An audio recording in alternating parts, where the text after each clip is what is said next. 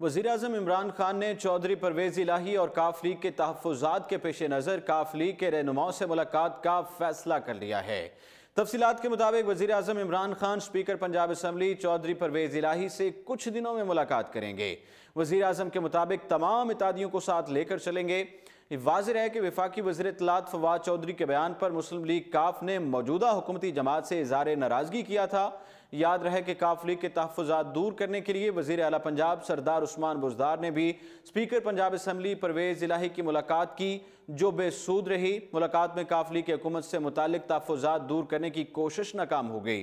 मुलाकात में speaker Punjab assembly ने वज़ीर आला पंजाब सरदार उस्मान बुज़दार के सामने शिकवों और शिकायत की पटारी खोल दी। परवेज़ इलाही ने कहा कि आपकी क़यादत से इत्तेहाद के जो मामला तय हुए थे उन पर ताहाल अमल दरामद नहीं हुआ है। मरकज़ और पंजाब में दो वजारतें तय हुई, ताहाल उन पर कोई अमल दरामद नहीं किया गया। ज़राए काफ लीग के मुताबिक स्पीकर पंजाब असम्बली परवेज़ इलाही के शिकवों पर वज़ीर आला पंजाब सरदार उस्मान बुज़दार ने कहा कि ये तो मेरे इल्म में नहीं है, मैं वज़ीर आज़म से बात करता हूँ। परवेज़ इलाही ने मुलाकात के दौरान वज़ीर आला पंजाब से कहा कि बस हमारे मबैन हुए मुआहदों पर अमल होना चाहिए, जिस पर वज़ीर आला पंजाब ने यह मामला वज़ीर आज़म इमरान खान के पास ले जाने का फैसला कर लिया है। तहम अब वज़ीर आज़म इमरान खान ने खुद काफ लीग के रहनुमाओं से मुलाकात करने का फैसला कर लिया है।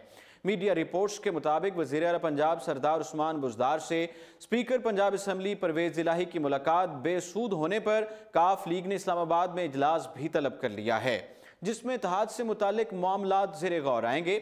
सवाल ये है कि पाकिस्तान तहरीक इंसाफ से मुस्लिम लीग काफ को तहफ़्फ़ुज़ात क्यों हैं? पाकिस्तान तहरीक इंसाफ इक़्तिदार में आने के बाद से ही इत्तेहादी जमातों या फिर अपने ही नुमाइंदों की वजह से मुश्किलात का शिकार रही है। तहम अब मुस्लिम लीग काफ भी हुकूमती जमात से काफ़ी नाला दिखाई देती है। ये बात तो वाज़ेह है कि मुस्लिम लीग काफ की कौमी असम्बली में 5 नशिस्तें हैं और काफ लीग के तारिक बशीर चीमा वफाकी वजीर हैं। हुकूमती इत्तेहादी MQM के पास कौमी असम्बली की 7 नशिस्तें हैं और उनके 2 वज़रा काबीना का हिस्सा हैं। ग्रैंड डेमोक्रेटिक अलायंस GDA की कौमी असम्बली में 3 नशिस्तें हैं और उनकी रहनुमा फहमीदा मिर्जा वफाकी काबीना का हिस्सा हैं। बलोचिस्तान अवाम पार्टी की कौमी असम्बली में 5 नशिस्तें हैं और उनके उम्मीदवार जुबैदा जलाल वफाकी काबीना का हिस्सा हैं। मुस्लिम लीग काफ के रहनुमा और मुस्ताफ़ी सूबाई वजीर बराए मादनियात अमार यासिर पंजाब हुकूमत पर बरस पड़े हैं। तफसीलात के मुताबिक मुस्ताफ़ी सूबाई वजीर अमार यासिर ने कहा कि मेरे काम में बेजा मुदाखलत की गई, मैं सिर्फ नाम का वजीर बनकर नहीं रह सकता हूँ। जब मैं किसी एक मुलाजिम का तबादला नहीं कर सकता तो फिर वजारत किस काम की? उन्होंने कहा कि हालात ठीक नहीं हैं। PTI के अरकान असम्बली भी परेशान हैं। उन्होंने कहा कि सब वजीरों का यही हाल है, हर वजीर के पास नई कहानी है। काफ लीग ने नेक नियति से इत्तेहाद किया और इसीलिए हम हुकूमत के साथ चल रहे हैं। उन्होंने बताया कि मेरे काम में मुसलसल रुकावटें आ रही थी, जिसकी वजह से मैंने वक्तन फ़वक्तन अपनी लीडरशिप से भी इस बात का तज़किरा किया था और उन्हें बताना था हमें काम करने का सही मौका नहीं मिल रहा और हमें काम नहीं करने दिया जा रहा।